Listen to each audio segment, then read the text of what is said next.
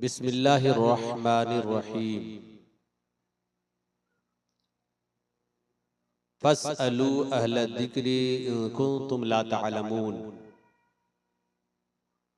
सदक़ल्लाहुल अज़ीम व बल्लगना रसूलुहुन नबियुल अमीनुल मतीनुल करीम व नहनु अला ज़ालिका लमिनश शाहिदीना वश्शाकिरीन वल्हम्दुलिल्लाहि रब्बिल आलमीन। हज़रात मोहतरम,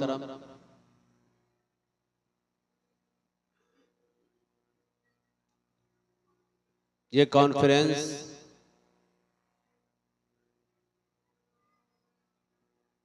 एक मदरसा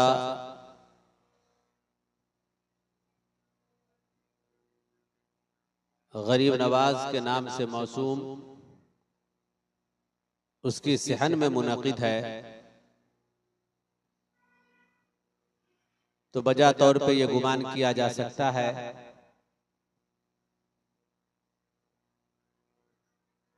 कि आम लोगों के जरिए जो कॉन्फ्रेंस और जो जलसा मुनक़िद होता है उससे ये कुछ अलग होगा। सामईन भी और जगहों से शऊर के लिहाज से, फहमो इदराक के लिहाज से अलग होंगे और हजरत मौलाना अब्दुल मालिक साहब के बयान के मुताबिक उन्होंने ये कहा भी है कि पढ़ा लिखा मजमा है। तो अफसोस की बात है कि पढ़े लिखे लोगों के दरमियान मुझ जैसे कम पढ़े आदमी को भेज दिया। लेकिन आप इससे कबीरा खातिर ना हो, मेरे बाद बहुत पढ़े लिखे लोग, काफी जानकार, अपने फन में पीएचडी कर रखे हुए लोग या के बाद डिग्री आने वाले हैं, उन तमामी हजरात से आप सुनेंगे और अपने आप को महसूस करेंगे।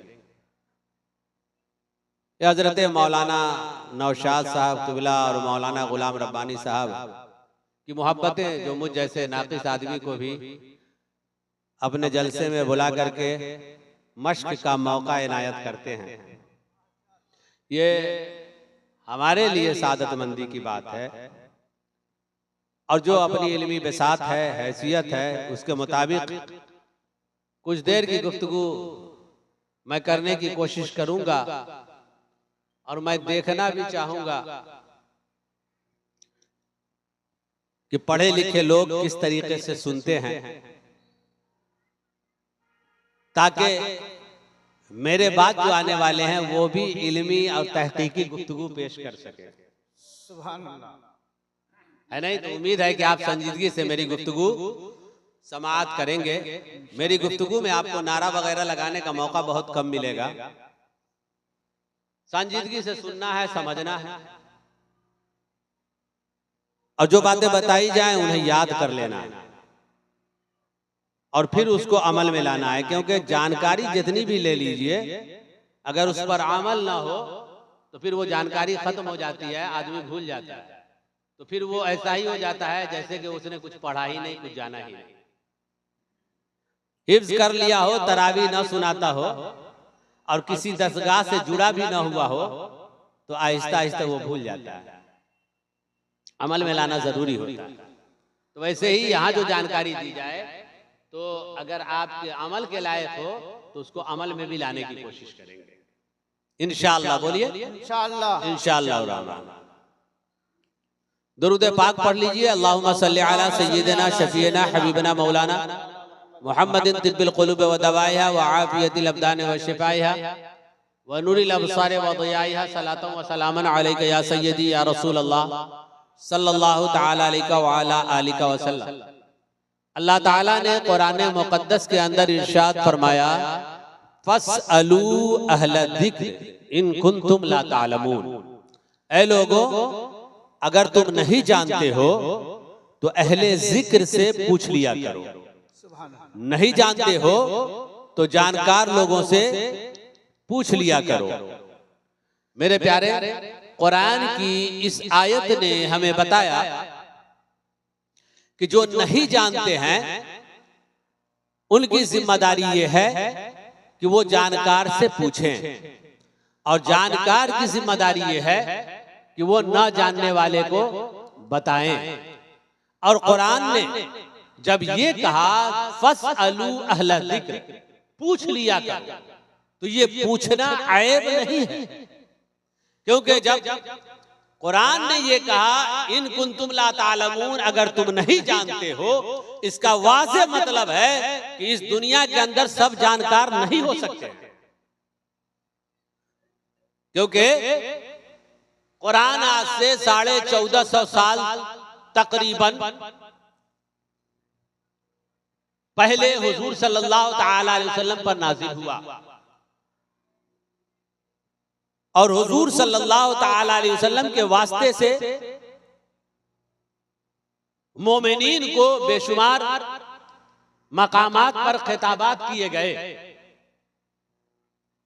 जैसे अल्लाह ने फरमाया अकीमुस्सला, नमाज कायम करो, ये जमा हाजिर का सेगा है, फेले अम्र है, अम्र हुक्म को कहते हैं।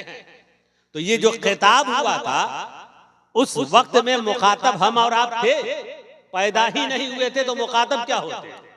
तो खिताब तो फिर उनसे हुआ कि जो उस वक्त में थे, उस वक्त में सहाबा इकराम थे, लेकिन ये खिताब सहाबा के वास्ते से क़यामत तक के मोमिनीन के लिए हुआ अकीमुस्सला, नमाज कायम करो। सुभान अल्लाह। पता ये चला कि वो जो हुक्म हुआ है वो हर जमाने में हुक्म होता आ रहा है, जो भी मोमिन होगा उसके साथ ये हुक्म लगेगा कि नमाज कायम करो। ये नहीं कि उस वक्त में नमाज फर्ज थी उनके लिए इसलिए ये हुक्म हुआ, बल्कि अगर कोई हुक्म वक्त के साथ मुअक्कत न हो, वो वक्त के साथ उसकी तहदीद न हो, जमाने के साथ तखसीस न हो, तो वो हुक्म मुतलक होता है। और कायदा ये है कि अल-मुतलक़ु अला यजरी अल-मुतलक़ु यजरी अला इतलाक़िही, कि मुतलक अपने इतलाक पर जारी होता है। तो जब भी कोई हुक्म अगर इस तरीके का आएगा तो वो हुक्म हमेशा के लिए होगा। जैसे आतुज़ ज़कात, ज़कात दो, तो हुजूर के जमाने में जो मालदार हैं उनसे खिताब है, लेकिन अब हर जमाने में जो भी मोमिन मालदार होंगे उन सब से भी यही खिताब है कि ज़कात दो। अगर ये बात आप समझ गए तो अब ये समझिए कि हुजूर के जमाने में ये आयत नाजिल हुई हुजूर पर, फस्अलू, पूछ लो, अहले ज़िक्र, ज़िक्र वाले से, इन कुंतुम ला तालमून, अगर तुम नहीं जानते हो। गोया के कुरान ने ये बताया कि सहाबा इकराम के जमाने में भी दो तरह के लोग, एक वो जो नहीं जानते हैं, क्योंकि अगर सब जानकारी ही हो तो फिर पूछने की क्या जरूरत। इसलिए ये नहीं हो सकता है कि सब जानकार हो, और न ये नहीं हो सकता कि सब न जानने वाले हो, क्योंकि सब नहीं जानने वाले हो तो फिर पूछेगा किससे। इसलिए दो तरह के लोग हर जमाने में होंगे, हुजूर के जमाने से लेकर के क़यामत तक दो तरह के लोग होंगे। कुछ वो होंगे जो नहीं जानते होंगे, तो न जानने वाले के लिए सिर्फ न जानना ऐब नहीं है। अगर कोई न जानता हो तो सिर्फ न जानना ऐब नहीं है। जनाबे वाला ये बताएं, 8 साल का बच्चा हो और उसको फराइज़ नमाज मालूम न हो, कहेंगे कि ऐबदार है? बोलिए। 7 साल का बच्चा हो, उसको फराइज़ गुस्ल मालूम न हो, क्या कहेंगे कि ऐब है इस बच्चे के अंदर? क्या इसके बाप की शिकायत करेंगे कि 7 साल का बच्चा है आपका और फराइज़ गुस्ल नहीं जानता, शरायत नमाज नहीं जानता, मूजिबात गुस्ल नहीं जानता? नहीं, इसलिए कि मुतलकन न जानना ऐब नहीं है। हाँ, ऐब तो उस वक्त है कि जानने की उम्र हो जाए और फिर ना जाने। ऐब उस वक्त है कि जानने की उम्र हो जाए और फिर ना जाने। मसलन एक आदमी जो बालिग हो चुका है, 16 साल, 14 साल, 18 साल का हो गया, और इससे पूछा जाए फराइज़ गुस्ल बताइए, तो अब ये नहीं जानता है तो कहा जाएगा ताज्जुब की बात है, फराइज़ गुस्ल नहीं जानते हो जनाब, तो पाक होते कैसे हो? और जब पाक होते नहीं तो नमाज पढ़ते कैसे हो? तो ये उनके लिए ऐब है कि जो जानने की उम्र को पहुंच जाए और फिर न जाने। तो कहा नहीं जानते हो तो जल्द से जल्द जानकार से पूछ लिया करो।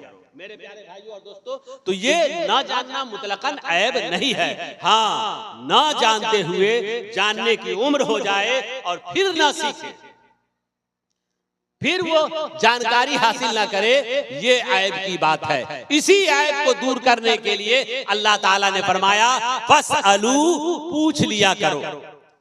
अच्छा, दूसरा ये कि एक आदमी वो है जो नहीं जानता और न जानते हुए जानकारी की कोशिश करे, और एक वो जो नहीं जानता है और न जानते हुए ये समझता है कि हम सब जानते हैं।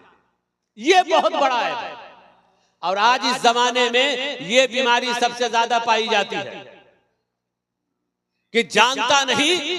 कुरान कहता है नहीं जानते हो तो जानकार से पूछ लिया करो, लेकिन बीमारी इनके अंदर ये कि नहीं जानते हैं और उसके बावजूद ये समझते हैं कि हम सब जानते हैं। इसलिए जब कोई आलिम दीन इनको कोई बात बताए तो कहे रहने दीजिए, हम सब जानते हैं। जब इनसे कहा जाए कि ये जो सूदखोरी करते हो ये हराम है शरीयत के नजदीक, तो कहा रहने दीजिए, हम सब जानते हैं। ऐसे लोग जिनके अंदर ये बीमारी हो कि न जानते हुए भी जानकार अपने आप को समझे, खा किसी भी लाइन में हो, तो इसके बारे में फारसी का बहुत मशहूर मारूफ मकूला है, हर कस के नदानत बदानत के बदानत दर जहल मुरक्कब अबदुद्दहर बमानत, कि जो शख्स नहीं जानता है और समझता ये है कि हम सब जानते हैं, वो जहल मुरक्कब का शिकार हो जाता है। यानी ऐसा आदमी कभी सवर ही नहीं सकता, ऐसे आदमी के पास एजुकेशन आ ही नहीं सकती है, ऐसे आदमी के पास इल्म आ ही नहीं सकता है। इसलिए कुरान ने कहा ऐसे न बनो कि न भी जानते हो और न जानते हुए भी यूं समझो कि हम सब जानकार हैं, तो तुम जाहिल हो जाओगे। यही वो बीमारी थी, यही वो खराबी थी कि अबुल हकम को अबू जहल बना दिया।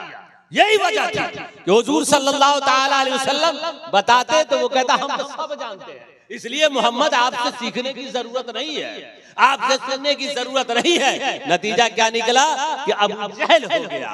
इसलिए मेरे प्यारे भाइयों और दोस्तों, हम सब के लिए जरूरी ये है कि अगर नहीं जानते हैं तो जानकार से पूछ लिया करें, जानकार से बोलिए पूछ लिया करें, अहले जिक्र से। हाँ, गौर से सुनते रहिए ताकि मैं आगे चलता रहूं और आपको कुछ सिखाता रहूं। जानकार से पूछ लिया कीजिए अगर आप नहीं जानते हैं, और न जानते हुए पूछना ये कोई ऐब की बात नहीं, बल्कि ये कमाल है।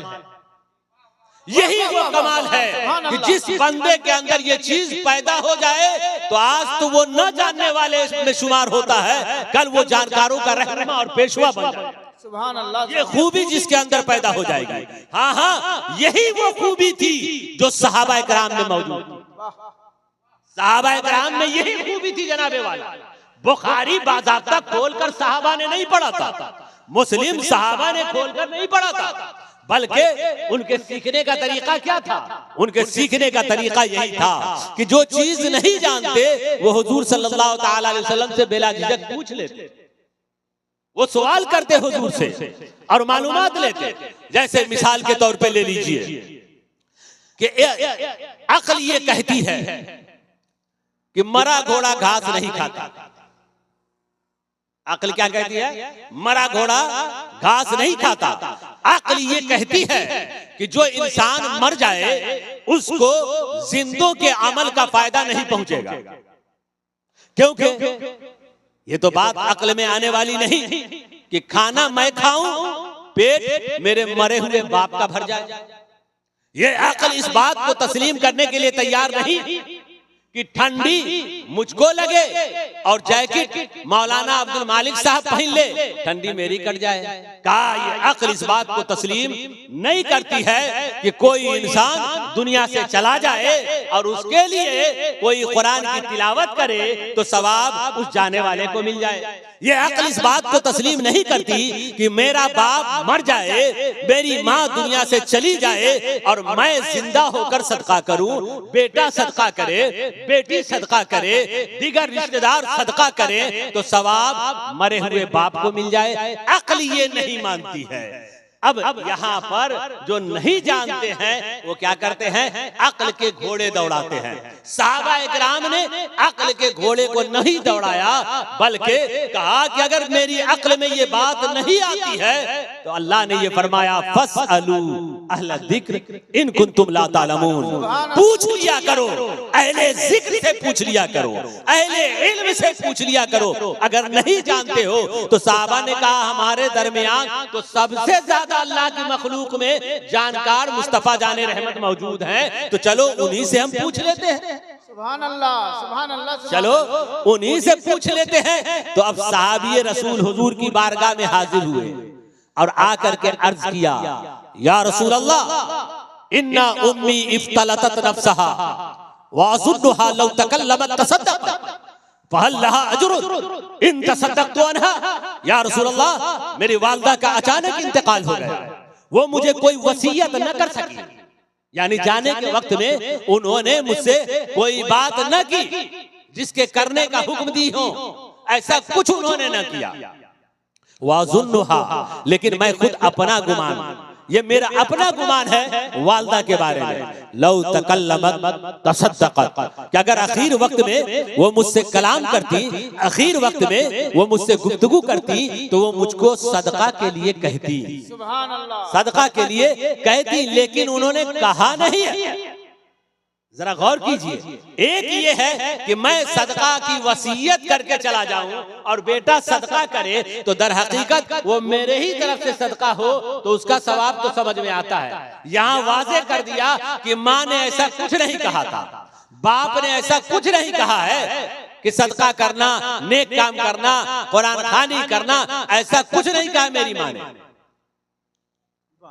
या रसूल अल्लाह फहल लहा अज्रुन इन तसद्दक़तु अन्हा, माँ ने कुछ नहीं कहा, लेकिन मैं चाहता हूँ कि अपनी माँ की तरफ से सदका करूँ, मैं चाहता हूँ कि मैं अपनी माँ की तरफ से खैरात करूँ, तो क्या हमारे माँ को सवाब मिलेगा? सदका अगर हम करें तो क्या सवाब मिलेगा? क़ाला नअम, हुजूर सल्लल्लाहु तआला अलैहि वसल्लम ने फरमाया हाँ, अगर तुम अपने माँ की तरफ से सदका करोगे तो तुम्हारे माँ को सवाब मिलेगा। मेरे प्यारे इस हदीस पाक से हमें चंद बातें मालूम हुई। नंबर एक, ये बात मालूम हुई कि सहाबा का तरीका ये था कि न जानते थे तो जाहिल बनकर न रहे, न जानते थे तो ऐसा नहीं कि उन्होंने अपने आप को ये कहना शुरू कर दिया कि हम सब जानते हैं, बल्कि सहाबा का तरीका ये कि नहीं जानते हैं तो बरमला इजहार करते हैं और जानकार से पूछते हैं। तो अगर हुजूर के सहाबा के तरीके पर हम चलते हैं, और चलना ही चाहिए, क्योंकि जो नबी के सहाबा के तरीके पर ना चले वो राह रात पर नहीं रह सकता, वो राह हिदायत नहीं पा सकता है। तो सहाबा का तरीका ये हुआ कि नहीं जानते हो तो पूछ लिया करो। दूसरा ये मालूम हुआ उस सहाबी रसूल के सवाल से कि उन्होंने कहा व अज़ुन्नुहा लौ तकल्लमत तसद्दक़त, मेरी वालिदा चली गई दुनिया से, उन्होंने मुझसे कुछ कहा नहीं, मुझको कोई वसीयत किया नहीं, लेकिन मैं गुमान करता हूँ। क्या मैं गुमान करता हूँ? ये मेरा खुद अपने से गुमान है मेरी माँ के बारे में कि वो अगर कहती तो सदका के लिए, जनाबे वाला इन्होंने गुमान अपने से क्यों कर लिया? और गुमान किया तो सदका ही का क्यों किया? कोई और भी तो गुमान कर सकते थे कि मेरी माँ, मेरा गुमान है कि अगर वो कहती तो मुझको कहती कि कुरान पढ़ना, अगर मेरा गुमान है कि मेरी वालिदा कुछ कहती तो कहती नमाज पढ़ लेना, लेकिन मेरा अपना गुमान है कि मेरी माँ आखिर वक्त में कहती तो सदका के लिए। तो अब आप अहले इल्म से पूछिए कि किसी के हवाले से किसी इंसान के ज़हन में जो गुमान पैदा होता है, जो ख्याल पैदा होता है, वो उसके ज़ाहिरी कैरेक्टर और किरदार को देखकर पैदा होता है कि उसका किरदार कैसा है, उसका कैरेक्टर कैसा है, उसका अमल कैसा है। जैसा अमल होता है उसके लिहाज से उसके बारे में दूसरे के ज़हन में गुमान पैदा होता है। यही वजह है कि एक अच्छा आदमी हो जो आपकी मजलिस में बैठा हुआ हो, अब वो होठ हिला रहा है हमारी तकरीर के दरमियान, मसलन मान लीजिए यही पे मौलाना गुलाम रब्बानी हो या मौलाना नौशाद साहब हो या हाफिज फिरोज साहब हो या दीगर कोई भी हो, वो अगर होठ हिलाएं, हमारा गुमान क्या होगा बताइएगा। अब ये गुमान जाएगा कि या तो मौलाना साहब तस्बीह पढ़ रहे हैं, या तो मौलाना साहब मेरी तकरीर सुन करके मुझको दुआ दे रहे हैं, या तो मौलाना साहब सुभान अल्लाह अल्हम्दुलिल्लाह कह रहे हैं। क्यों? इसलिए कि इस आदमी को जब भी देखा गया एक आलिम दीन है, जाहिरी तौर पे शक्ल सूरत भी आलिमाना है, किरदार जो लोगों के दरमियान रहा वो यही रहा कि किसी से भी मिला तो खंदा पेशानी से, किसी से मिला तो उसके लिए दुआएं करता हुआ, जब वो मिला तो कभी जिक्र अस्कार में मिला, सुभान अल्लाह और अल्हम्दुलिल्लाह और आदो वज़ाइफ पे उसके वक्त गुजरते हैं। इसलिए होठ हिल रहा है तो गुमान यही है कि वो तस्बीह पढ़ रहे होंगे, या गुमान ये है कि वो हमको दुआ दे रहे होंगे, या हमारी तारीफ कर रहे होंगे। ठीक इसी के बरक्स चले जाइए, एक मजमा में ऐसा आदमी बैठा हुआ जिसको समाज के लोग टपोरी मानते हैं, जिसके बारे में मालूम है कि ये पियक्कड़ है, जिसके बारे में मालूम है कि ये गाली देता है। जब समाज में लोग चलते हैं तो उसकी जुबान से गाली ही निकलती है, अगर कोई उससे मिले तो वो गाली ही से बात करता है। अब ऐसा आदमी यहाँ मजमा में बैठा हो और वो होठ हिला रहा हो, आप जरा सोच के बताइएगा, होठ हिला रहा हो, मेरा गुमान आपका गुमान क्या जाएगा कि ये आदमी मौलाना की बोली इनको अच्छी नहीं लग रही है, गाली दे रहा होगा, जरूर इनको गाली दे रहा होगा कि किस बकलोल मौलवी को बुला लिया है। मेरे प्यारे, ये गुमान उनके बारे में ऐसा क्यों बना? हालांकि ये हो सकता है कि वो आम आदत के खिलाफ आज उसको मेरी बात अच्छी लग गई हो और वो मेरे लिए दुआ कर रहा हो। ये हो सकता है कि वो आज इस मजलिस में गुनाहों से तौबा करके अल्लाह की तस्बीह बयान कर रहा हो। इधर उसके बरक्स ये भी हो सकता है कि मौलाना के आदत व अतवार बड़े अच्छे हैं, लेकिन आज मेरी तकरीर से चिढ़ हो गई हो और मेरे हवाले से बुरा बोल रहे हो। मगर गुमान ऐसा जाएगा नहीं। क्यों? इसलिए कि गुमान किसी के बारे में जो होता है उसके जाहिरी किरदार, रोजमर्रा में जो उसके मामूलात हैं, उन मामूलात को देखकर, उनके किरदार को देखकर इंसान के जहन में वो गुमान पैदा होता है। सहाबी रसूल का ये गुमान बता रहा है कि उनकी वालदा दिगर नेकियों के साथ साथ सदका और खैरात से ज्यादा मोहब्बत करती थी। इसी वजह से उनके बेटे ने कहा कि मेरी माँ को मौका मिल जाता आखिर वक्त में तो वो कहती कि बेटा मैं तो जा रही हूँ लेकिन मेरे लिए सदका करना। मेरे प्यारे, यहीं से एक बात समझ में आई कि अगर हम ये चाहते हैं कि हमारे बारे में लोग अच्छा गुमान रखें, हमारी माँ और बहनें चाहती हैं कि उनके बारे में अच्छा गुमान रखा जाए, तो फिर अपना किरदार अच्छा बनाए, अपना कैरेक्टर अच्छा बनाए, अपने जाहिर को बेहतर बनाए।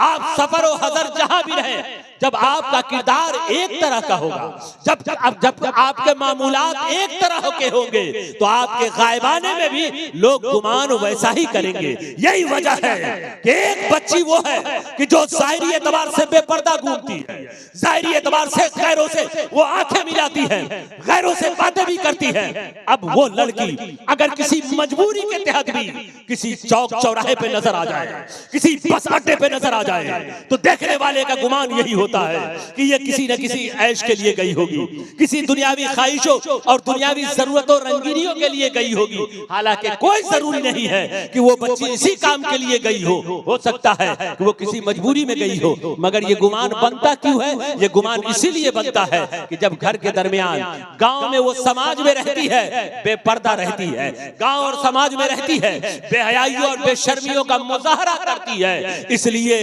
आदमी का गुमान यही जाता है कि ये घूमने जा रही होगी, ये किसी से मिलने जा रही होगी। मेरे प्यारे, उसी के बरक्स अगर जो खातून नेक हो, अच्छी हो, अगर उनको कोई देख ले बाजार में, तन्हा देख ले, तो आदमी अचंभा हो जाए कि आखिर ये औरत यहाँ बाजार में इस तन्हाई में क्या कर रही है। जरूर कोई मजबूरी में ये फंसी हुई होगी, जरूर कोई ना कोई इसके साथ मजबूरी होगी जो इसके कदम को इसके घर से बाहर निकाल दिया। मेरे प्यारे, ये गुमान बना क्यों? ये गुमान इसलिए कि उसके किरदार इसी किस्म के थे। हम अगर चाहते हैं कि हम दूसरों के गुमान को बेहतर कर ले तो जरूरी है कि हम अपने किरदार को बेहतर रखें, हम अपने अमाल को बेहतर रखें। आज उम्मीद ये की जाती है कि हमारे मरने के बाद लोग हमारा जिक्र नेकियों के साथ करें। आज हम ये उम्मीद किए रहते हैं कि हमारे मरने के बाद हमें गौसे पाक का मकाम दे करके उसके मौके पर, 40वें के मौके पर हमारा तस्करा किया जाए। मेरे प्यारे भाइयों और दोस्तों, अगर चाहते ये हैं कि मरने के बाद हमारा जिक्र खैर के साथ हो तो दुनिया में नेक अमाल अंजाम दिया कीजिए, दुनिया में अल्लाह और उसके रसूल के फरमान के मुताबिक जिंदगी गुजारा कीजिए, नबी की सीरत के साँचों में ढल जाइए। अगर आप नबी की सीरत के साँचों में ढल गए तो फिर पैसा लेकर किसी को तारीफ करने वाले को लाने की जरूरत नहीं पड़ेगी, आप चले जाएंगे। दूसरे लोग जब भी आपका तस्करा होगा वो खैर के साथ आपका जिक्र करेंगे, वो जिक्र आपका नेकियों के साथ करेंगे। हाँ हाँ, बहुत से लोग चले गए लेकिन आज भी उनका नाम जिंदा है। वो नाम क्यों जिंदा है? नेम प्लेट लिख देने की वजह से नहीं, वो नाम जिंदा है उनके किरदार की वजह से, वो नाम जिंदा है उनके कैरेक्टर की वजह से, उनके आमाल की वजह से। इसलिए आप भी जिंदा रहना चाहते हैं, अपने किरदार को जिंदा रखिए, अपने आमाल को बेहतर बनाइए, अपने कैरेक्टर को बनाइए, वरना बड़े बड़े पैसा वाले आए, इस मिट्टी ने उन्हें खाक में मिला दिया, उनके रेजे रेजे सब का सब खत्म हो गए, आज उनका नामो निशान नहीं है। और एक फकीर है, एक मजलूम है जिसके कपड़े में न जाने कितनी जगहों पे पेबंद लगे हुए हैं, मगर मरने को और जाने को आज से 1000 साल पहले गया और तस्करा आज तक बाकी है। हाँ हाँ मेरे प्यारे, ये वही शख्सियात है जिनको कोई ख्वाजा मोइनुद्दीन चिश्ती कहता है, जिनको कोई निजामुद्दीन औलिया कहता है। हाँ हाँ, नजा ख्वाजा गरीब नवाज कोई तख्तो ताज लेकर इस हिंदुस्तान के अंदर नहीं आए, ख्वाजा गरीब नवाज कोई जर्क बर्क लिबास पहनकर नहीं आए थे, वो गुदड़ी में आए थे खाना बदोशु की जिंदगी गुजारने के लिए, खीमा सन हो करके वो अल्लाह की इबादत करते, लोगों की खैर खाही और फलाह बहबूद में उन्होंने अपना वक्त सर्फ किया।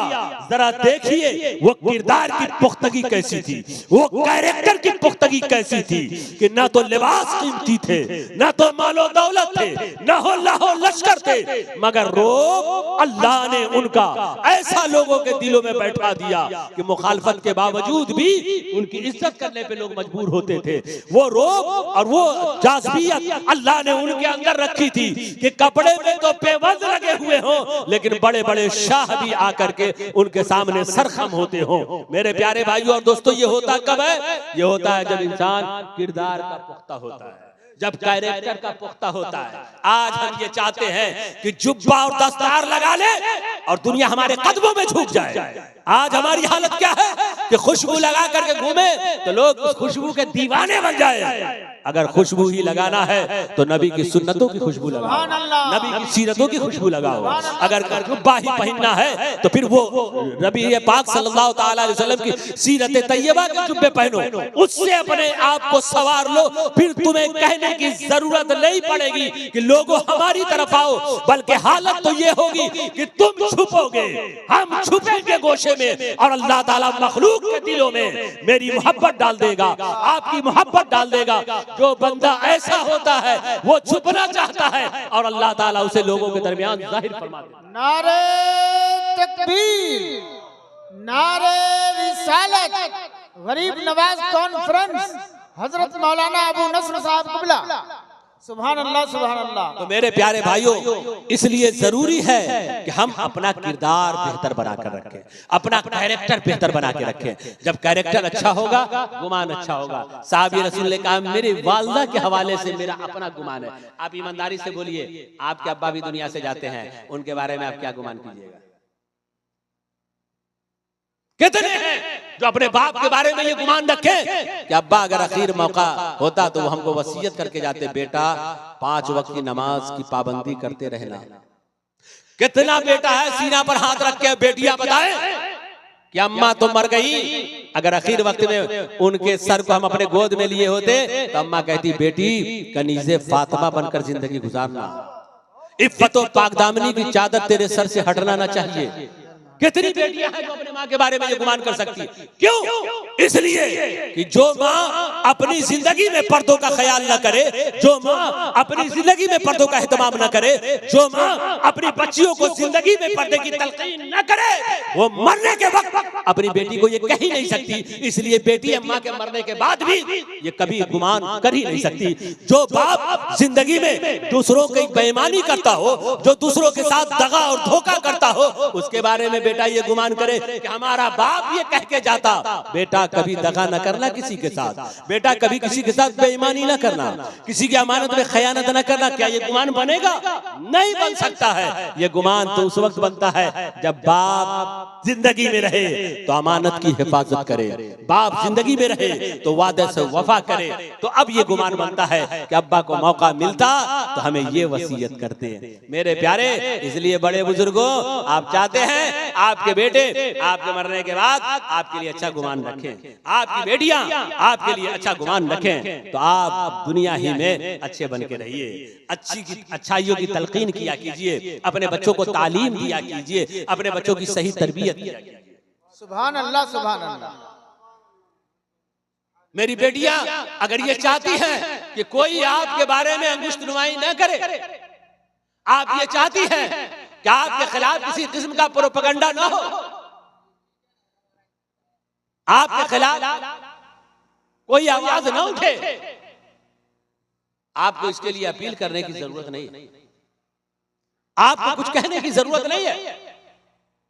आप अपने किरदार को बेहतर बना लीजिए, आप अपने कैरेक्टर को अच्छा बना लीजिए, कनीज़े फातिमा बनकर पाक दामनी के साथ जिंदगी गुजारिए, बिला जरूरत बाजारों में जाने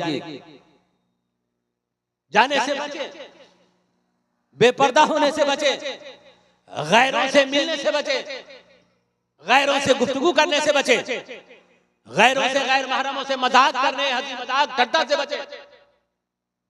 अगर आपका ये किरदार होगा तो यकीनी तौर पर अगर कभी भी आपके खिलाफ एक आदमी बोलेगा तो आपके पाकीज़ा किरदार की गवाही 100 आदमी देंगे। सुभान अल्लाह, सुभान अल्लाह, सुभान अल्लाह। इसलिए ऐसी बनने की कोशिश कीजिए। ये खातून जन्नत का तस्करा देखती नहीं, आप सुनती नहीं कि खातून जन्नत को गए हुए 1400 साल से ज्यादा हो गए।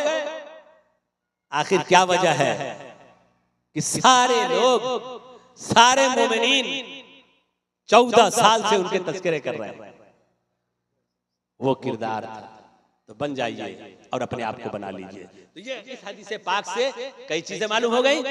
उनमें से एक ये कि न जानते हो हर धर्मी पे न उतरे, बल्कि जानकार से पूछ लिया गया। एक मालूम हुआ। अच्छा, इस पूछने की बरकत देखिए। इससे पहले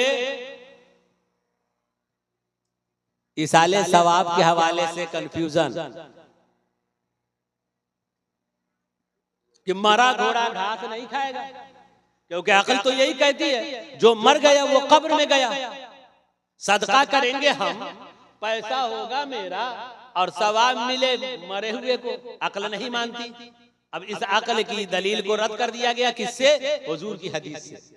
बोलिए, अब एक मोमिन के लिए ये काफी है कि हुजूर का फरमान हमारे लिए बस सब कुछ। अब अक्ल में बात नहीं आती है तो ये हमारी अक्ल का फतूर हो सकता है, मगर हुजूर ने जब कह दिया कि जिंदों के अमल से मुर्दे को फायदा होता है तो इस पर हमारा ईमान। सुभान अल्लाह, सुभान अल्लाह, बेशक। हाँ, ये बात सही है कि जो नबी को मानता हो, जो सहाबा को मानता हो, वो अब इसाले सवाब के हवाले से कंफ्यूज न होगा। कंफ्यूजन उस वक्त तक था जब तक के सहाबी ने पूछा नहीं था, हुजूर ने बताया नहीं था। जैसे ही सहाबी ने पूछा, हुजूर ने बता दिया, अब कंफ्यूजन हमेशा के लिए दूर। ये इत्तेफाकी और इजमाई मसला है साहब। इसमें किसी तरह का इख्तलाफ नहीं है कि मुर्दे को जिंदों के अमल से फायदा पहुंचता है। अब दूसरा सुन लीजिए। एक तो यहां आप जान गए, साहब ये रसूल ने पूछा, इस पूछने की बरकत से हमें मालूम हुआ कि अगर सदका किया जाए तो सवाब मरहूमीन को मिलता है।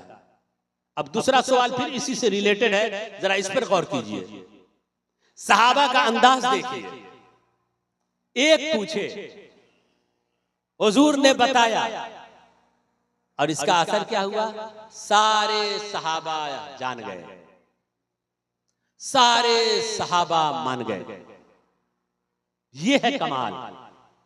पूछा एक ने, बताया हुजूर ने।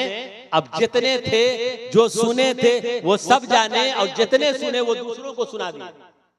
नतीजा ये निकला कि सब जानकार हो गए। इसकी दलील क्या है कि सब जानकार हो गए? इसकी दलील ये दूसरी हदीस शरीफ, हुजूर सल्लल्लाहु ताला अलैहि वसल्लम की बारगाह में एक दूसरे सहाबी रसूल आए। बाज़ ने उनके बारे में लिखा है कि वो साद बिन मुआज थे और बाज़ ने कहा कि साद बिन उबादा था। तो वो आए हुजूर सल्लल्लाहु अलैहि वसल्लम की बारगाह में और आकर के अर्ज किया, या रसूल अल्लाह इन्ना उम्मा सादिन मातत फ़अय्यु सदक़तिन अफ़ज़ल। या रसूल अल्लाह, साद के माँ का इंतकाल हो गया है। तो हुजूर मैं ये नहीं पूछने आया हूं कि मैं यानी साद सदका करे तो उनके माँ को सवाब मिलेगा कि नहीं, ये नहीं पूछने आया हूं। क्यों? ये क्यों नहीं पूछते? कहा ये तो पहले साहबी जो पूछे थे तो हम भी जान गए, ये तो पहले ही कंफर्म हो चुका है कि सदका करेंगे तो सवाब मिलेगा। इसलिए या रसूल अल्लाह मैं ये नहीं पूछने आया हूं कि साद के माँ का इंतकाल हो गया है तो सदका करें या ना करें, वो तो जानकारी है कि सदका करना है। पूछने क्या आए हो? अय्यो सदक़तिन अफ़ज़ल। हुजूर पूछने ये आया हूं कि कौन सा सदका करूं कि खर्चा कम हो और सवाब मेरे माँ बाप को ज्यादा मिले। सुभान अल्लाह, सुभान। क्या पूछने आए बोलिए? खर्च कम हो और सवाब ज्यादा मिले। ये तो पहली जानकारी हो गई उस सहाबी से कि सदका करोगे तो सवाब मिलेगा, ये हम लोग जान गए। हुजूर अब दूसरा सवाल लेके आए हैं कि ये भी बता दीजिए कि कौन सा सदका करें कि एक बार खर्च करें सवाब मरते दम तक क़यामत तक मिलता रहे। हुजूर हम ये पूछने आए हैं कि कौन सा सदका हो कि खर्च तो कम ही हो मगर सवाब बहुत ज्यादा हो। का अय्यो सदक़तिन अफ़ज़ल, कौन सा सदका अफजल है? अब हुजूर का जवाब भी देखिए। पहले में कहा या रसूल अल्लाह इन तसद्दक़्तु अन्हा फलहा अजरुन, उनको सवाब मिलेगा अगर सदका करूं। तो हुजूर का जवाब क्या था? नाम, हाँ मिल जाएगा। क्योंकि यहाँ सवाल था नो और हाँ में कि सदका करना जायज है या ना जायज, तो हुजूर ने कहा जायज। यहाँ नो हाँ वाला सवाल नहीं है, इसलिए जवाब में नाम नहीं है, ला नहीं है, बल्कि साहबी ने पूछा या रसूल अल्लाह कौन सा सदका अफजल है ये बताइए, कौन सा सदके का तरीका है कि खर्च एक बार करे सवाब हमेशा मिले। वो सदका का कौन सा तरीका है कि खर्च एक ही बार थोड़ा ही हो सवाब बहुत मिले। अब हुजूर का अंदाज, फ़क़ाल अलबीर, हुजूर ने कहा अच्छा ये जानने आए हो कि कौन सा सदका करो तो सवाब ज्यादा मिले। तो हुजूर ने कहा तो कुआं खुदवा दो। क्या कहा? बोलिए। कुआं खुदवा दो तुम अपने माँ के लिए, अगर तुम ये चाहते हो कि तुम्हारे माँ को सवाब ज्यादा मिले, हमेशा मिलता रहे, तो कुआं खुदवा दो। तो साहब रसूल ने कुआं खुदवाया। वक़ाल हादल बीरो ले उम्मे साद, और फरमाया ये कुआं साद के माँ के लिए। हजरात ये हदीस पाक आप सुन चुके हैं, इस हदीस पाक की कई गोशों से इस्तेदलाल भी आप सुन चुके हैं। मैं जो बताना चाहता हूँ उस पर आप तवज्जो दीजिए। इल्मी हल्का होने का दावा किया गया है, मुझे उम्मीद है कि आप मेरी बातों को समझ सकेंगे। साहब रसूल ने पूछा या रसूल अल्लाह कौन सा सदका अफजल है? पता ये चलता है कि सदका की तो मुख्तलिफ सूरतें हैं, किसी तरीके से भी सदका किया जा सकता है, सवाब हर एक पर मिल सकता है, लेकिन यहाँ वो सूरत बताई जाए हुजूर कि करे एक बार सवाब हमेशा मिलता रहे, करे थोड़ा सवाब बहुत ज्यादा मिले। अफजल सदका कौन सा है? तो हुजूर ने कहा कुआं खुदवाओ। आखिर हुजूर ने कुआं के लिए क्यों कहा? क्या मस्जिद नबवी बनाने में सवाब ना मिलता? बोलिए। सहाबी ने पूछा था तो वो मस्जिद नबवी जिसमें हुजूर नमाज पढ़ाते थे वो तो मिट्टी की थी, खजूर के पत्तों की छत थी। सदका अफजल तो हुजूर बता देते मस्जिद नबवी की छत ढलवा दो, हुजूर कह देते मस्जिद नबवी की फर्श बनवा दो। अच्छा और रहने दीजिए, तो सहाबा इकराम जो मक्का से हिजरत करके आए थे मदीना, जिनकी हालत ये थी कि वो खाने के लिए भी एक वक्त अगर खाते तो दूसरे वक्त के लिए सोचते, हुजूर कह देते हमारे मुहाजिरीन सहाबा में से बास के यहाँ गेहूं पहुंचा दो, खजूरें पहुंचा दो। हुजूर ने ये ना कहा कि मस्जिद नबवी बनवा दो, हुजूर ने ये ना कहा मुहाजिर जो मक्का से आए हैं मदीना उनका घर बनवा दो, उनके यहाँ 1 महीने का राशन पहुंचा दो। हुजूर ने क्या कहा? कुआं खुदवा दो। क्यों कहा हुजूर ने कुआं खुदवा दो? आखिर वजह क्या थी? जब आप उस वक्त के हालात का मुताला करेंगे, जब उस वक्त के हालत को देखेंगे तो पता चलेगा कि चूंकि मदीना के अंदर मीठे पानी जो पीने वाला पानी है उस कुएं पर कब्जा यहूदियों का था। यहूदी मीठा पानी बेचते थे, जैसे आज फिल्टर का पानी बिकता है तो मालदार तो पी लेंगे, गरीब। वाह वाह वाह वाह। उस जमाने में जो पीने वाला पानी था उस पर कंट्रोल और कब्जा यहूदियों का, वो पानी बेचा करते थे। मुसलमानों की हालत ये थी कि वो तो बहुत कमजोर थे, माली एतबार से बहुत गरीब थे। उसके अलावा भी जो लोग थे सिवाय यहूदियों के वो कमजोर और गरीब थे। हुजूर सल्लल्लाहु ताला अलैहि वसल्लम ने सहाबी से कहा, तुम ये चाहते हो कि तुम्हारे माँ को खूब सवाब मिले, तुम ये चाहते हो कि तुम्हारे माँ को हमेशा सवाब मिले, तो कुआं खुदवा दो। क्यों? इसलिए कि मस्जिद नबवी अगर खजूर के पत्तों की भी रहेगी, इंसान नमाज पढ़ेगा, मोमिन नमाज पढ़ेगा तो 1 रकात के बदले में 50 रकात का सवाब मिलेगा, 50,000 रकात का सवाब मिलेगा।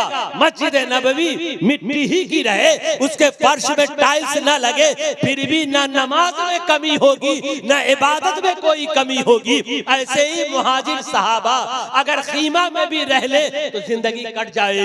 अगर एक वक्त खाए एक वक्त ना खाए फिर भी जिंदगी कट जाएगी। मगर पानी, इस पानी के बगैर इंसान ज्यादा दिन तक नहीं रह सकता है। इंसानी जिंदगी के लिए पानी बहुत ज्यादा जरूरी है। अगर पानी का इंतजाम ना हो और जिनके पास खरीदने की सलाहियत नहीं है वो पानी के बगैर तड़प कर मर जाएंगे। इसलिए हुजूर ने कहा, तुम चाहते ये हो कि तुम्हारे माँ को खूब सवाब मिले तो मस्जिद नबवी भी बनाने से सवाब मिलता, गरीब मुहाजिरीन के लिए घर बनाने से भी सवाब मिलता, हाँ दिगर जरूरियात के पूरा करने पर भी सवाब मिलता, लेकिन पानी के इंतजाम पर जो सवाब मिलेगा वो सवाब किसी और पर नहीं मिल सकता। वजह ये है कि मदीना में एक इंसानी जिंदगी को बचाने के लिए पानी की सबसे ज्यादा जरूरत। सुभान अल्लाह सुभान अल्लाह। बेशक तो हुजूर ने पानी की तलकीन फरमाई। इस हदीस पाक ने हमें एक सबक दिया।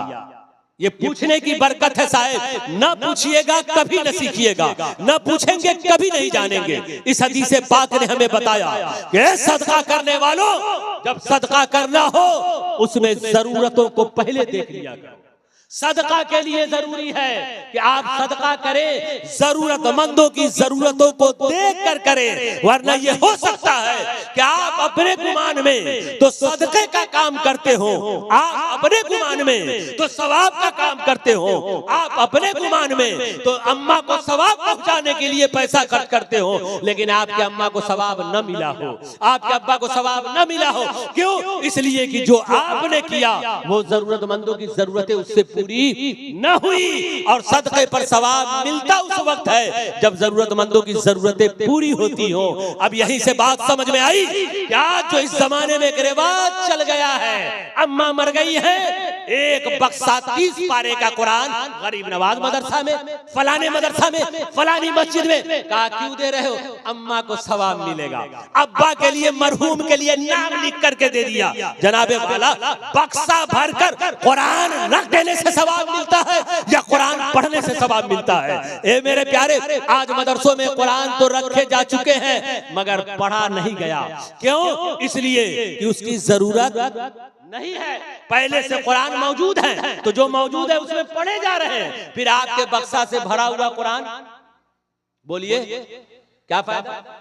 उसका कोई फायदा नहीं, और जब फायदा नहीं तो सवाब भी नहीं मिलेगा। इसीलिए आंख बंद करके ये सब काम न किया कीजिए कि गरीब मस्जिद में एक बक्सा कुरान दे देंगे, समझ रहे हैं? ऐसे ही मदरसा में चावल पहुंचा दिया, वहां दाल खत्म है, चावल 10 बोरे पहले से थे और फिर पहुंचा दिया चावल। एक दिन की बिरयानी हमारे तरफ से, मौलवी को तनख्वाह, मुदर्रिस को तनख्वाह नहीं मिल रही है, उनके घर के बच्चों का इलाज नहीं हो रहा है और ये खिला रहे हैं बिरयानी। अगर सदका ही करना हो तो जाओ मदरसे में, मदरसे के नाजिम से, मदरसे के मुंतजिमीन से, मदरसा के मुदर्रिसीन से, मदरसा के तलबा से उनकी जरूरतें पूछें, उनकी जरूरत क्या है। याद रखिए, मैं अहले इल्म के दरमियान ये कह रहा हूं, खुदा की कसम, कि अगर किसी तालिबे इल्म को अम्मा पारा की जरूरत हो, अगर किसी तालिबे इल्म को नूरानी कायदे की जरूरत हो, अगर किसी तालिबे इल्म को यस्सदल कुरान की जरूरत हो, तो आपके 30 पारा कुरान बक्सा में भर के देने से वो सवाब नहीं मिलेगा जो 10 रुपए का नूरानी कायदा देने से सवाब मिलेगा। जो 20 रुपए नारे रिसालत, गरीब नवाज कॉन्फ्रेंस, हजरत मौलाना अबू नस्र साहब क़िबला, सुभान अल्लाह सुभान अल्लाह। ऐसे ही आपकी बिरयानी से वो सवाब नहीं मिल सकता है जो सवाब आपको किसी मुस्तहिक जरूरतमंद मुदर्रिसीन की मदद करने से सवाब मिल सकता है। मेरे प्यारे, इसलिए जरूरतमंदों को देखा कीजिए, सिर्फ एक रिवाज बना करके सवाब के नाम पर काम करना ये कोई अक्लमंदी की बात नहीं है। ऐसे ही अब आप इस जमाने में देखें कि आज क्या पानी की जरूरत है? नहीं है जरूरत। क्यों? इसलिए कि नीतीश कुमार ने बहुत सा काम अच्छा किया है। मैं किसी पार्टी का आदमी नहीं हूं, लेकिन कोई आम आदमी काम करे तो उसको कहना चाहिए, हाँ ये सही है कि उसने, नीतीश कुमार ने पानी का इंतजाम बेहतर करके दिया पूरे बिहार को, बिजली का इंतजाम करके दिया पूरे बिहार को, रोड रास्ता और जगहों के तो कुछ खराब भी लगे, लेकिन इस इलाके के रास्ता को देखकर मैं यकीनी तौर पे मैं तारीफ करूंगा कि इधर के जो लोग या जो जिम्मेदार हैं उन्होंने काम वाकई किया है कि बहुत सी जगहों पे जनाबे वाला वो 2 गाड़ी जाने के लायक रास्ते अच्छे नहीं है, यहाँ 4-4 गाड़ियां बैक वक्त जाए, इतने बेहतरीन रास्ते हमें देखने को मिले। तो बहरहाल, तो अब तो जल नल घर घर पहुंचा दिया कि बेला जरूरत में पानी बह रहा है, इस पर ध्यान देने की जरूरत है कि नल वगैरह इस तरह से लगाएं कि पानी बर्बाद ना हो। समझ रहे हैं ना? ये बात सही है कि नहीं? बोलिए। पानी का तो ऐसा इंतजाम कर दिया कि लोग अपने घड़ा को क्या भरे कि अपना खेत भी सैराब कर रहे हैं। पानी का तो ऐसा इंतजाम कर दिया कि नहाने के बाद भी यूं ही पानी बहता रहता है। लिहाजा उस पर भी ध्यान दे जो जिम्मेदारान हैं कि नल वगैरह ऐसे ही इलाके में चेकिंग हो कि फजूल पानी तो बर्बाद नहीं किया जा रहा। याद रखिए, वाटर लेवल जिस तरीके से नीचे जा रहा है, साइंसदानों ने जो बताया है, अगर पानी की नाकदरी यूं ही हमने किया और पानी को यूं ही जाय किया, यूं ही बर्बाद किया, मोटरसाइकिल जो आप 10 लीटर पानी से धो सकते थे, लगा फ्री का मिल गया है, 1 घंटा तक मोटरसाइकिल धो रहे हैं, 4 घंटे तक गाड़ियां धो रहे हैं। ये नाकदरी है पानी की, और ये जहालत है। मैं समझता हूं कि जो पढ़े लिखे लोग होंगे वो पानी की कदर करेंगे। क्यों? बताएं जरा, क्या दूध कोई फेंकता है? क्या दूध कोई गाड़ियों को धोता है दूध से? नहीं। कहा इसलिए कि दूध कीमती है। खाक जानो तुम्हारी जिंदगी के लिए दूध से ज्यादा कीमती पानी है। अगर तू दूध की कीमत को जानता है तो पानी की भी कीमत को समझ। जैसे दूध को जाय नहीं किया जाता, वैसे ही पानी को जाय नहीं किया जाता। और मेरे प्यारे, सुनो, ये तो आम इंसान की बात है। मुस्तफा जाने रहमत सल्लल्लाहु अलैहि वसल्लम के एक साहबी है, वजू फरमा रहे हैं। वजू मोमिनों को और खास करके ध्यान देना चाहिए। अगर मोमिन हैं, ईमान वाले हैं, तो पानी की कदर कीजिएगा। आपके यहाँ जल नल पहुंचा हुआ है, अगर नल खराब हो जाए इंतजार मत कीजिए, सरकारी कोई आएगा, कोई फंड मिलेगा, अल्लाह ने पैसा दिया है, 100 रुपया लगा करके बना दीजिए। अगर कहीं से पाइप फटने की खबर मिल जाए कि इलाके में कहीं पर से पाइप लीक है, वहां से पानी गिर रहा है, अल्लाह ने पैसा दिया है, आप उस पाइप को चेंज करा दीजिए। ये है सदका जारिया। ऐसा नहीं है कि आपके पैसे बर्बाद हो गए। अगर आपने ये कर दिया तो आपको भी सवाब मिलेगा, आपके मरहुमीन को भी सवाब मिलेगा। मुस्तफा जाने रहमत ने जो कुआं खुदवाने के लिए कहा, तो उसके लिए ये नहीं कि खाली मियां जी पिएंगे, बल्कि हर जरूरतमंद पिएगा, चरिंदो परिंद पिएंगे, मुस्लिम गैर मुस्लिम पिएंगे। तो सदके का सवाब में स्पेशल नहीं, मुसलमान के लिए, खानदान के लिए, बल्कि काम सदक़े में वो हो जो इंसानी जरूरत को पूरी करे। तो इसलिए अगर आपके इलाके में इस तरह की कहीं भी कोई कमी नजर आए, अल्लाह ने आपको दिया है तो आप फौरन उसको ठीक करवाइए। बहरहाल तो मैं ये बता रहा था कि जल नल का आज जो आपको सुविधा उसकी मिली है, इसलिए अगर हम समरसेबुल आपके घर गड़वा दे तो कितने बार पीजिए? फायदा नहीं। क्या जरूरत है कि हम बिजली खर्च करें सरकार की तरफ से, तो बिना बिजली के ही हमको पानी मिल रहा है, हम फिर क्यों मशीन चलवाएं? समझ रहे हैं आप? तो आज के डेट में पानी की उस तरह की जरूरत, कुएं की उस तरह की जरूरत, जो जरूरत आज से 1450 साल पहले थी, अभी नहीं है। क्यों? इसलिए कि सरकार की तरफ से इसका इंतजाम कर दिया गया। अब किसी को बुखार चढ़ा हुआ हो, मौलाना तो हदीस बयान करके गए हैं कि सबसे ज्यादा सवाब मिलता है कुआं खुदवाने पर। हजरत आपके मदरसा में एक समरसेबुल है तो क्या हुआ, हम देंगे तो समरसेबुल ही देंगे, न तो जाते हैं फिर दूसरे मदरसा। क्या अक्लमंदी है ये? क्या हम तो मस्जिद में पानी ही दे सकते हैं कि वजू करने वाले वजू करें? जनाब, वजू करने वाले वजू तो बाद में करेंगे, कज़ाए हाजत पहले न करेंगे। ये किसने बता दिया कि वजू करने वाला पानी अगर इस्तेमाल हो तो आपको सवाब मिलेगा, और कज़ाए हाजत के लिए समझ रहे, कज़ाए हाजत किसको भी बोलना, वो जरूरत पूरी हो तो सवाब नहीं मिलेगा। यकीन जानिए, आपने नल लगवाए, मस्जिद में वजू के लिए नल वगैरह का इंतजाम किया, मगर उससे पहले भी इंतजाम था जिससे नमाजी काम चला रहे थे। आपका नल यूं ही खाली है और दूसरे ने बाथरूम बनवाया, तो उसको जो सवाब मिलेगा आपको नल का सवाब नहीं मिलेगा, इस समरसेबुल का सवाब नहीं मिलेगा। बात समझ में आ रही है कि नहीं समझ में आ रही है? अब मैं अपनी तरफ से नहीं बोलता, इल्मी हल्का है, इस हदीस की रोशनी में बोल रहा हूं। कोई है तो रद्द करके दिखा दे। समझ रहे हैं? तो अब इस जमाने की जरूरत को समझें। ये जमाने की जरूरत है, इंसानी जरूरत, और मुसलमानों को सबसे ज्यादा जरूरत क्या, जाए मदरसों में। अगर आप अपने बाप के नाम से कुछ करना चाहते हैं, अपने माँ के नाम से करना चाहते हैं, अपने मरहूमीन के नाम से करना चाहते हैं, तो जाइए और कहिए मौलाना साहब मदरसे में तो कुरान का इंतजाम है, मदरसे में कुरान पढ़ाने के लिए रूम का भी इंतजाम है, मदरसे में कुरान पढ़ाने के लिए मौलाना का भी इंतजाम है। अगर कंप्यूटर की जरूरत हो तो मुझको याद कर लीजिए, मौलाना साहब मदरसे में उर्दू किताबें पढ़ाने के लिए इंतजाम है। अगर इंग्लिश की जरूरत हो तो मुझे याद कर लीजिएगा, इंग्लिश बुक हमारी तरफ से, इंग्लिश डिक्शनरी हमारी तरफ से, इंग्लिश टीचर हमारी तरफ से, ऐसे कंप्यूटर टीचर हमारी तरफ से, कंप्यूटर सेंटर का इनेकाद हमारी तरफ से। यकीन जानिए, आज ये इंसानों की जरूरत, आज ये मोमिनों की जरूरत है। किसने बता दिया है कि मोमिन वो है जो सिर्फ तस्बीह गिनने में अपना वक्त गुजार दे?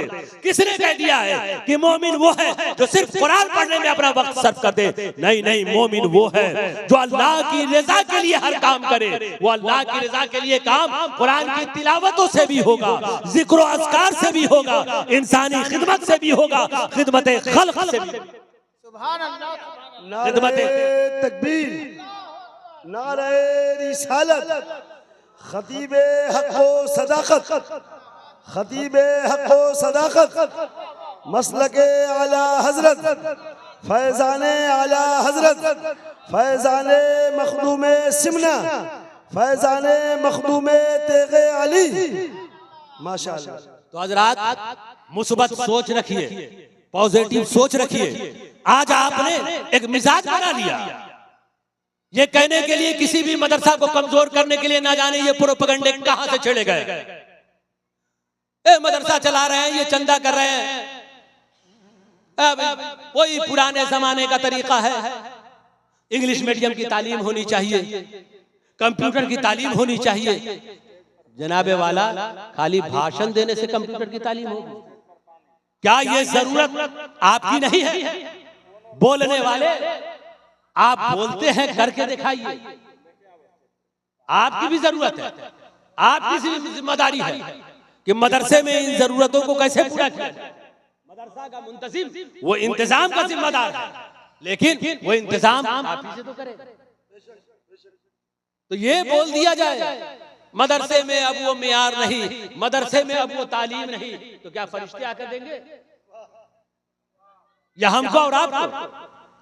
ये कौम सोई हुई हो और सारी जिम्मेदारी मौलवी की, सारी जिम्मेदारी मुंतजमीन की, सारी जिम्मेदारी नाज़िमीन की। क्या मेरे आका सल्लल्लाहु ताला अलैहि वसल्लम ने फरमाया, कुल्लुकुम राइन व कुल्लुकुम मसूलुन अन रइयती, तुम में से हर एक जिम्मेदार है और हर एक से उसकी जिम्मेदारियों के बारे में पूछा जाएगा। ये आपने कैसे समझ लिया कि सिर्फ नाज़िम से कल पूछा जाएगा और आपको छोड़ दिया जाएगा?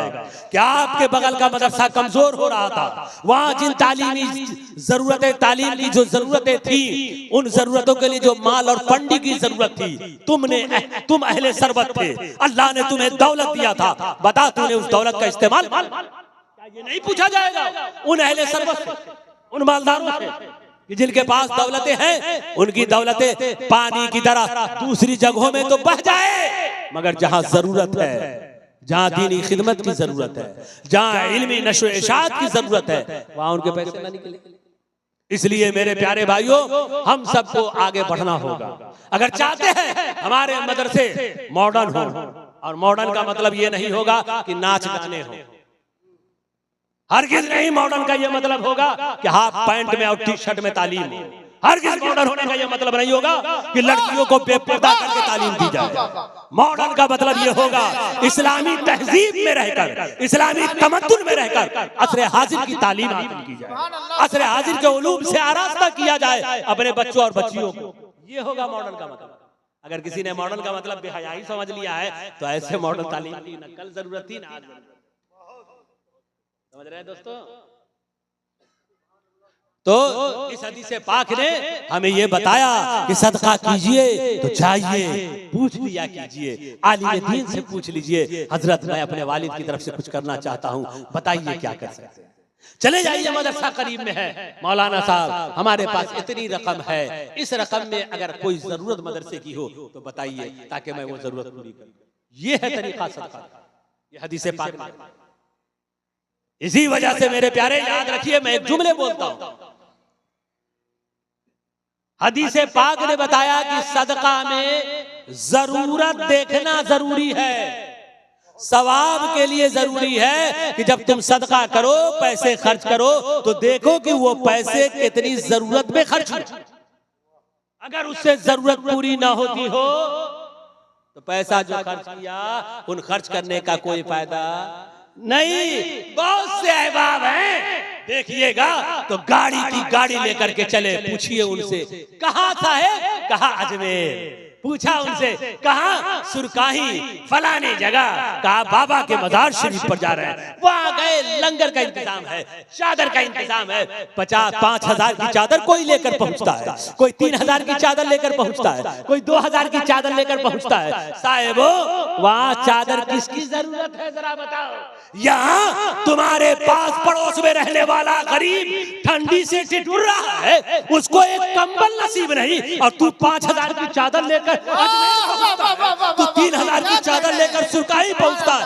याद रख खुदा की कसम, 5,000 नहीं 5 लाख की चादर तू अजमेर पे चढ़ा दे, वो सवाब नहीं मिलेगा जो 3,000 के कंबल से किसी गरीब मजबूर की ठंडा के लिए सहारा बन जाए, ठंडी के लिए सहारा बन जाए। चला है इधर चादर 3,000 की डालने, बेटियों के सर पे चादर नहीं है, 150 की चादर डाल दे, वो सवाब मिलेगा जो 3,000 की चादर का सवाब ना मिले। नारे तकबीर, नारे रिसालत, गरीब नवाज कॉन्फ्रेंस, सुभान अल्लाह सुभान अल्लाह। इसलिए माशाअल्लाह माशाअल्लाह, हाँ हाँ, मसला के आला हजरत का नारा लगाया जाए, यही मसला के आला हजरत, यही मसला के आला हजरत है। अल्हम्दुलिल्लाह, मैं किसी और के लिए और किसी और की बात नहीं करता, मैं बातें वही करता जो मेरे आला हजरत। सुभान अल्लाह सुभान अल्लाह। इस गलतफहमी में न रहे कि मैं किसी को खुश करने के लिए दूसरे की बोली बोल दूं कहीं। अल्हम्दुलिल्लाह, मरते दम तक बोली वही होगी जो बरेली के अहमद रजा का, वाह वाह वाह वाह वाह वाह, अकीदा वही होगा जो बरेली के अहमद रजा का, क्या कहने हैं, मसलक वही होगा जिसकी पहचान अहमद रजा से। इस गलतफहमी में ना रहे। हाँ, यही है मेरे आला हजरत का तरीका।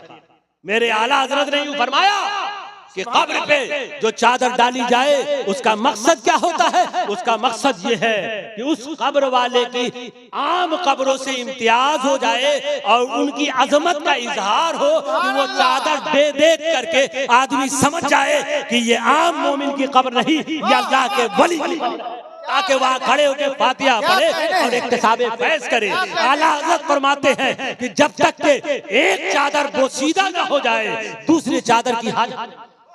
वाह वाह वाह, क्या बेशक, फरमाया? बेशक। ये मेरे आला हज़रत ने फरमाया है, बेशक। दूसरी चादर की हाजत नहीं है। हाँ हाँ, उन मज़ारों पे चादरें डाली जाए तो जो जायज है वो ये कि उन चादरों को जो एक से ज्यादा हो गुराबा पर तसद्दुक कर दिया जाए, फकीरों पे तसद्दुक कर दिया जाए। यानी वो चादरें इसलिए नहीं कि सज्जादा नशी मर्सिडीज पर चढ़े, वो चादरें इसलिए नहीं कि खानका नशी अपनी बिल्डिंग और अपनी प्लॉट खरीदे, बल्कि वो चादरें इसलिए है कि उनकी कीमतें गरीबों फकीरों में।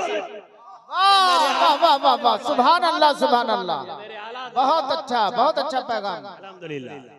तो मेरे प्यारे भाइयों और दोस्तों, बातें निकलती चली गई और कहां से कहां मैं बढ़ता चला गया। मौजू तो मेरा ये था कि नहीं जानते हो तो जानकार से पूछो।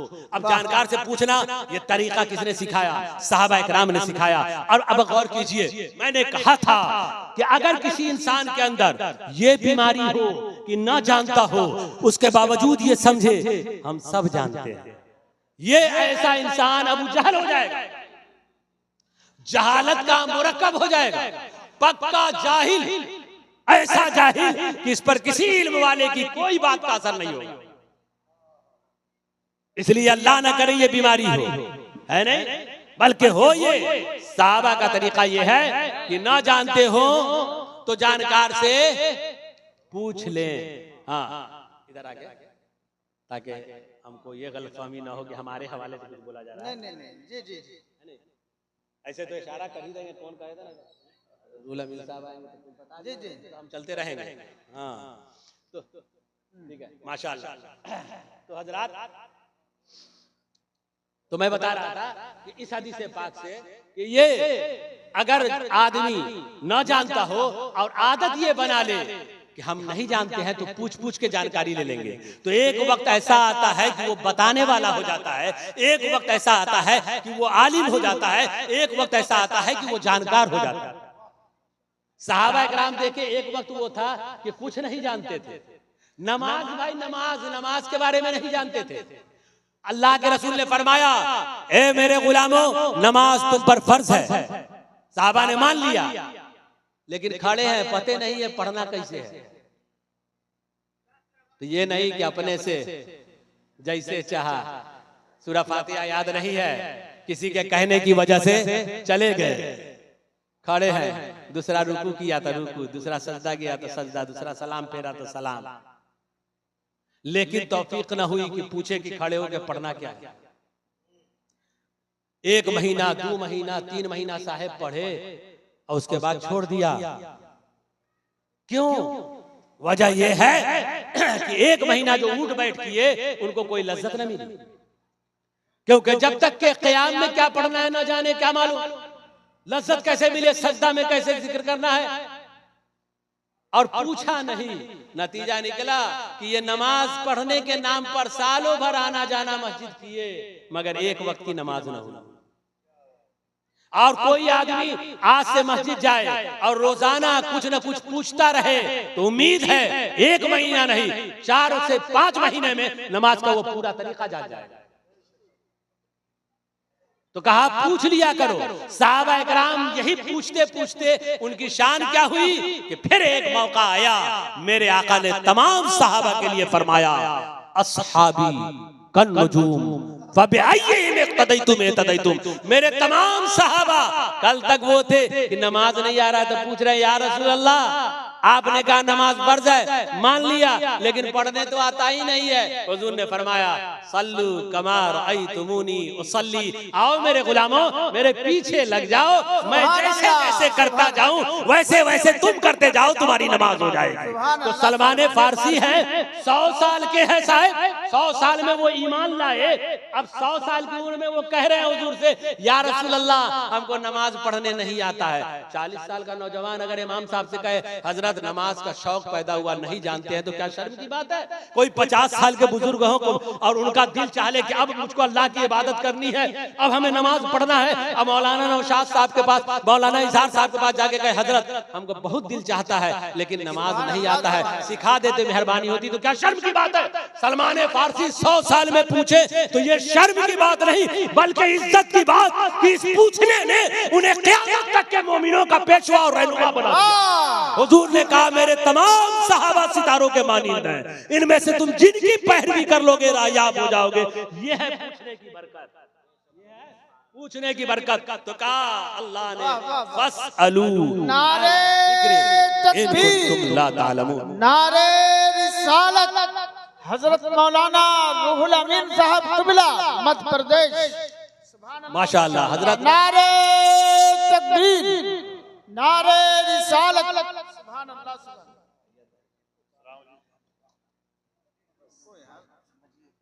हजरत तो बस मेरी गुफ्तगू यहीं तमाम होती है। इन्हीं के आने पर मेरी तकरीर का इख्तिताम मौकूफ था, तो जैसे ही ये आए मेरी तकरीर खत्म हुई। अल्लाह ताला हमारे इन्हीं चंद कलमात को कबूल फरमाए, आमीन सुम्मा आमीन, बिजाह सय्यिदिल मुरसलीन व आखिरु दावाना अल्हम्दुलिल्लाहि रब्बिल आलमीन, अस्तगफिरुल्लाह रब्बी मिन कुल्लि ज़ंबिन व अतूबु इलैहि, ला इलाहा इल्लल्लाह